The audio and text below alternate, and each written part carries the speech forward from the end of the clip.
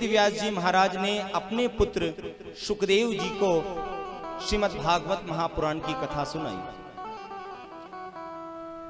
अब वेद व्यास जी ने जब इतने वेद बना दिए थे, शास्त्र बना दिए थे, लेकिन नारद जी का संग प्राप्त हुआ, मात्र एक क्षण का सत्संग। बात वहीं से मैं उठाऊंगा जहां से मैंने कल विराम की थी।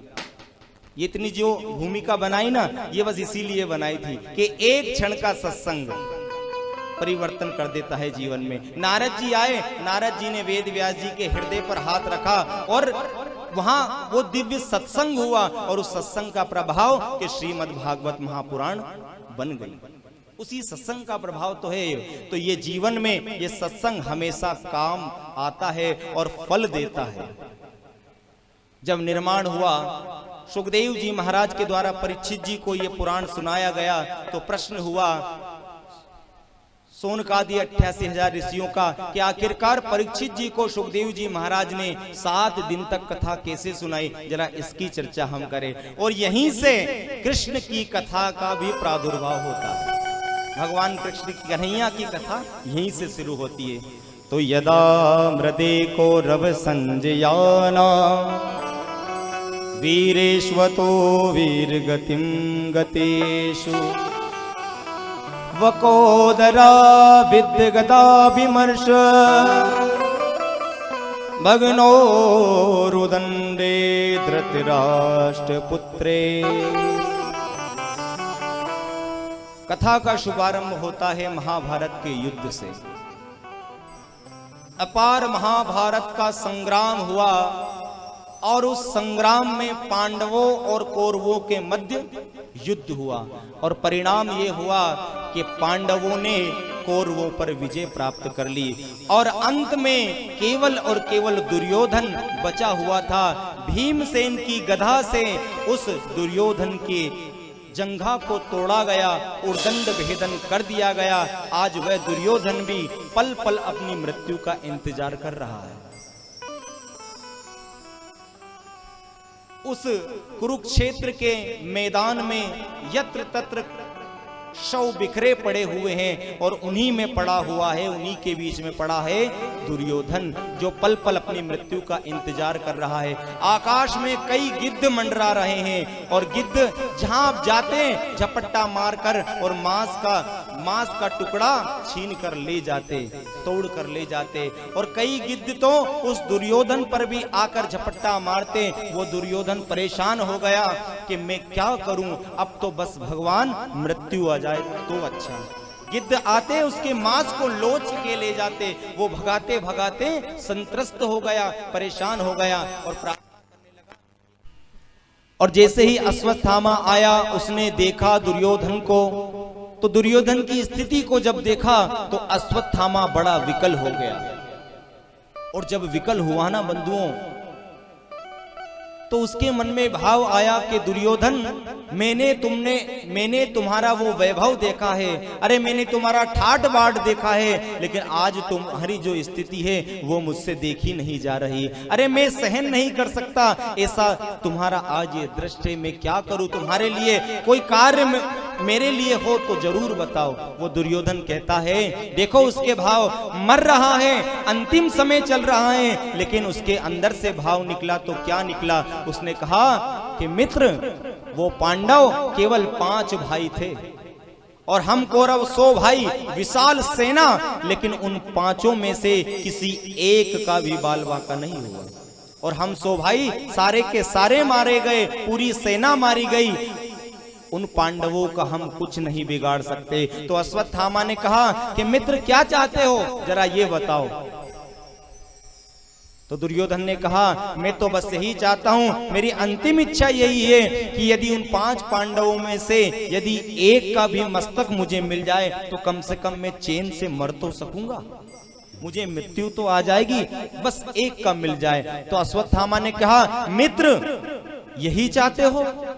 अरे मैंने तो तुमसे पहले ही कहा था कि मुझे सेनापति बना दो। अगर मैं सेनापति होता ना तो मैं पांडवों का विनाश कर देता। तो दुर्योधन ने कहा कि ठीक है तुम कहते हो सेनापति, तो दुर्योधन ने अपने ही रक्त से अश्वत्थामा का तिलक कर दिया कि जा मैंने तुझे सेनापति बना दिया और मुझे अब पांडवों के मस्तक तू ला कर दे। अब मैं पांडवों को मृत अवस्था में देखना चाहता हूं। देखिए दुर्योधन चाहता तो कह देता कि देख जो हुआ बहुत बुरा हुआ, अब हमें ऐसा कुछ नहीं करना चाहिए जिससे कि ये जगत हम पर हंसने लग जाए। लेकिन भाव उसका दुर्योधन का ऐसा था कि मरते समय भी अपने मित्र से कह गया कि बस मैं तो उन पांडवों को जीवित नहीं देखना चाहता, अगर तू मेरे लिए कर सके तो इतना कर कि उनका मरा हुआ मस्तक, उनका शरीर मरा हुआ मैं देखना चाहता हूं। अश्वत्थामा ने कहा कि ठीक है मित्र, अभी मैं जाता हूं और जा करके उन पांडवों के मस्तक लेकर आता हूं। अश्वत्थामा भी आज चला क्योंकि उसे सेनापति बना दिया गया, उसके अंदर अहंकार आ गया, मद आ गया। बंधुओं, जिसमें दूसरे के प्रति बुरा भाव होता है, दूसरों को गलत करने के मन में इच्छा होती है, उसका परिणाम बड़ा बुरा होता है। तो कभी भी हमारे द्वारा यदि कोई कार्य हो तो किसी का दिल ना दुखे ऐसा काम करना। अरे था तो गुरु का पुत्र, लेकिन देखो आज क्या करने चला है, वो भी नहीं समझा। तो यहाँ मन में बदले की भावना थी और बदले की भावना से आज चला है। और आज पांडव विजयश्री का जश्न मना रहे थे, इधर भगवान बांके बिहारी शिविर में पहरा दे रहे थे। केवल बांके बिहारी जग रहे थे और अर्जुन जग रहे थे, बाकी सब लोग सो रहे थे। आज पांडव सशक्त थे क्योंकि विजयश्री प्राप्त की थी। अगर सामने से जाता तो शायद अश्वत्थामा कुछ नहीं कर पाता, लेकिन इसने सोचा कि चोरी से जाऊंगा, पीठ पीछे से वार करूंगा ताकि मैं उन पांडवों को मार सकूं। ऐसा मन में भाव लाया। अब जैसे ही उसने सोचा कि मैं जाऊंगा तो बड़ी समस्या हो जाएगी, मैं रात के समय पर जा करके उन पर हमला बोलूंगा। और भगवान बिहारी जी वहां पर पहरा दे रहे हैं। देखिए पांडव सो रहे हैं और भगवान पहरा दे रहे हैं। क्या भाग्य है उन पांडवों के कि भगवान स्वयं रक्षा कर रहे हैं। जाको राखे साइया मार सके ना कोई। अब भगवान टहल रहे हैं और टहलते टहलते सोच रहे हैं कि अब अश्वत्थामा आने वाला है, अब मुझे कुछ ना कुछ लीला करनी पड़ेगी। तो क्या किया कृष्ण भगवान ने कि उन पांडवों को उठाया और उनसे कहा कि सुनो, अभी सोने की जरूरत नहीं, चलो विजयश्री का जश्न और कहीं चलकर मनाएंगे। सभी को उठा करके उस शिविर से निकालकर बाहर ले गए भगवान। और उन पांडवों की सूनी सैया को देखकर पांडव तो वहां से चले गए, लेकिन पांडव पुत्र कहां जाकर सो गए? जिस सैया पर पांडव लोग सो रहे थे, पांचों पुत्र आकर सो गए। और इसने अश्वत्थामा ने काग उल्लू का न्याय से धावा बोला। जिस प्रकार एक उल्लू हजारों कौवों पर विजय प्राप्त कर लेता है, कब? जब रात्रि का समय होता है, क्योंकि रात्रि के समय उल्लू को दिखाई देता है लेकिन कौवे को दिखाई नहीं देता। तो इसने काक उल्लू का न्याय से धावा बोला। जब भगवान चले गए, पांडव चले गए, तो ये गया और जाकर के इसने इतना बुरा कृत्य किया कि अपने हाथ में तलवार रखी और जो पांडव पुत्र उन सैयाओं पर सो रहे थे उन्हें जाकर के आज उस अश्वत्थामा ने उनके शरीर से उनके मस्तक को अलग किया और अलग करके एक पोटली में बांधकर आज दुर्योधन के पास आया है। बंधुओं, अबोध बालकों को, किसी पागल को, किसी लंपट को अगर कोई चोरी छुपे मारे तो वो बड़ा गहरा पाप होता है बंधुओं। अरे जब ये स्थिति हुई तो दुर्योधन के पास जैसे ही वो मस्तक लेकर आया, दुर्योधन ने कहा कि क्या हुआ अश्वत्थामा? कि मित्र, तुमने कहा था कि एक पांडव का सर, आज मैं तुम्हारे सामने 5-5 पांडवों के सर लेकर आया हूं। और दुर्योधन तो बड़ा इठलाता हुआ खुश हो गया कि वाह अश्वत्थामा, क्या तुमने कार्य किया है, आज तुमने अपना सेनापति होने का धर्म निभा दिया। कहा कि लाओ भीमसेन का सर लेकर आओ, और भीमसेन का सर निकाला। वो जो पांडव पुत्र थे ना, हूबहू पांडवों की तरह ही दिखाई देते थे। जैसे ही भीमसेन का सर मांगा और सर दिया तो बंधुओं हुआ क्या कि उसने सर को दबाया, और जैसे ही सर को दबाया तो वो तो मांस का लोथड़ा था, ऐसे ही पिचक गया। तो कहा कि अश्वत्थामा, ये भीमसेन का मस्तक नहीं है। अरे ये भीमसेन का मस्तक नहीं, ये तू पांडवों के मस्तक नहीं लेकर आया, तू तो उनके बालकों के मस्तक को लेकर आया। तूने बहुत बुरा किया। और ऐसा कहते हुए कहा, अंतिम वचन उसने कहा, अश्वत्थामा तूने तो हमें पानी देने वाला भी नहीं छोड़ा। अश्वत्थामा बहुत बुरा किया तूने। जब दुर्योधन ने ऐसा कहा तो अश्वत्थामा घबराया कि ये मैंने क्या कर दिया। अरे गुरुपुत्र होते हुए भी मैंने इतना गलत कार्य कर दिया। इसके मन में उस समय तो थोड़ी ग्लानि हुई, लेकिन जब दुर्योधन ने ये बात कही तो मन में सोचा कि ठीक है, मैंने जो कर दिया वो ठीक किया, क्योंकि मैं सेनापति था। और दुर्योधन इतना कहते कहते आज अपने प्राणों का उसने त्याग कर दिया, क्योंकि दुर्योधन को श्राप था बंधुओं कि जिस समय उसे अत्यधिक खुशी होगी और जिस समय खुशी के तुरंत पश्चात उसे दुख होगा तो उसकी मृत्यु हो जाएगी। जब से तो वह पड़ा था, जब से तो कुछ नहीं हुआ था, लेकिन पहले तो बड़ा खुश हो गया कि वाह तूने पांडवों को मार दिया, लेकिन बाद में जब देखा कि ये पांडव नहीं, ये तो पांडव पुत्र है, तो दुख करने लगा। और खुशी के बाद जैसे ही दुख आया वैसे ही दुर्योधन का प्राणा अंत हो गया। और दुर्योधन तो इधर मर गया, लेकिन अश्वत्थामा के अंदर भाव बन गया कि अब मैं क्या करूंगा, क्योंकि अभी पांडव सशक्त हैं। घबराया।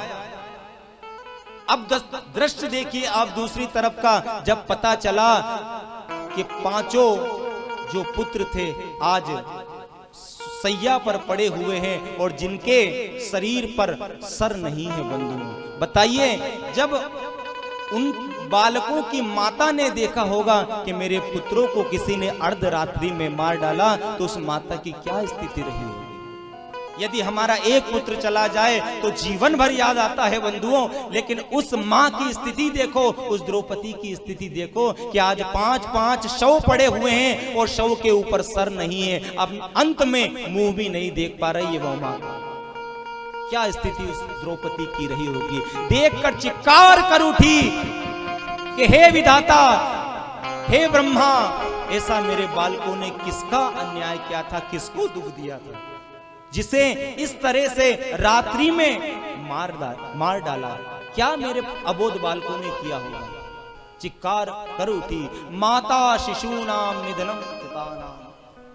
रोने लगी, चित्कार करने लगी। सभी एकत्रित हुए, भगवान आए, अर्जुन आए, युधिष्ठिर आए, भीमसेन आए, नकुल सहदेव वहां पर उपस्थित हुए। सबने देखा, हे भगवान ये क्या हुआ।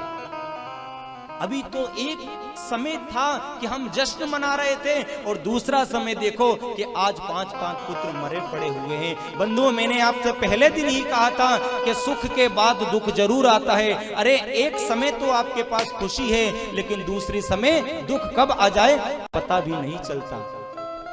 जिनके साथ भगवान है उनके जीवन में भी दुख आया। पांडवों को कहां सुख प्राप्त हुआ। कभी तो जहर के लड्डू खिलाए, कभी लाक्षा गृह में जलाने का प्रयास किया और कभी कभी तो 5-5 पुत्रों को मार दिया गया। कहां उनके पास सुख था। तो कब जीवन, कब समय पलट जाए इसका पता नहीं है बंधुओं। वो माता रोने लगी कि हे प्रभु, मेरे पुत्रों ने क्या किया था जिससे ये दिन आज मुझे देखना पड़ा। और तो प्रतिज्ञा कर ली कि अब जब तक मेरे पुत्रों के हत्यारे को मैं नहीं मार दूंगी या उसको नहीं देख लूंगी, तब तक मैं अपने केसों को नहीं बांधूंगी। अर्जुन ने भी प्रतिज्ञा कर ली, गांडीव को उठाया। आज पूरे आकाश मंडल में गर्जना होने लगी और जैसे ही गांडीव को उठाया, प्रथमता चढ़ाई और शब्द हुआ कि मैं अब अपने पुत्रों के हत्यारे को नहीं छोड़ूंगा। मैं उसे घसीट कर लेकर आऊंगा। द्रौपदी तू चिंता मत कर, मैं उसे नहीं छोड़ूंगा। इधर भीमसेन ने भी प्रतिज्ञा कर ली कि मैं भी उसे नहीं छोड़ूंगा। सब प्रतिज्ञा करने लगे, उसे नहीं छोड़ेंगे, क्योंकि सठ के साथ सठता का व्यवहार होना चाहिए। जिसने इस प्रकार का कृत्य किया उसके साथ तो ऐसा होना ही चाहिए। बंधुओं 5-5 पुत्र मारे गए। केवल और केवल उस अंतिम महाभारत के युद्ध में 3 लोग बचे हुए थे। एक दुर्योधन जो अभी मारा गया, एक कृपाचार्य और एक कृतवर्मा, एक अश्वत्थामा। ये कुछ लोग ही बचे हुए थे। गुरु का पुत्र होते हुए भी इतना गलत कार्य किया। लोगों को पता चला ये किसने किया, आखिरकार कौन है जो अबोध बालकों को रात्रि में मार के चला गया। जब सबने खोज की तो पता चला कि अश्वत्थामा ने ये मारा है। अश्वत्थामा ने ये कृत्य किया है। लोगों ने कहा कि अश्वत्थामा तूने बुरा किया, अरे गुरु का पुत्र होते हुए इतना गलत कार्य, ऊंच निवास नीच कर तूती, अरे ऊंचे स्थान पर बैठकर तूने इतना निकृष्ट कार्य किया, अबोध बालकों को मार दिया। बंधु, केवल लोभ के कारण, अगर अश्वत्थामा के अंदर लोभ नहीं आता तो शायद इतना गलत कार्य नहीं करता, क्योंकि वहां तो दुर्योधन ने तिलक कर दिया था, सेनापति बना दिया था, तो सेनापति बन गया, मद आ गया, अहंकार आ गया, लोभ आ गया कि अब तो सब कुछ मेरा हो जाएगा। बस लोभ के कारण, जब व्यक्ति के अंदर लोभ आ जाता है ना, तो लोभ बुद्धि भ्रमित कर देता है। सब कुछ यहाँ पर आसपास से बस यही आवाज आ रही थी कि बड़ा गलत कार्य अश्वत्थामा तूने किया है, लोभ में आकर तुझे ये नहीं करना चाहिए था।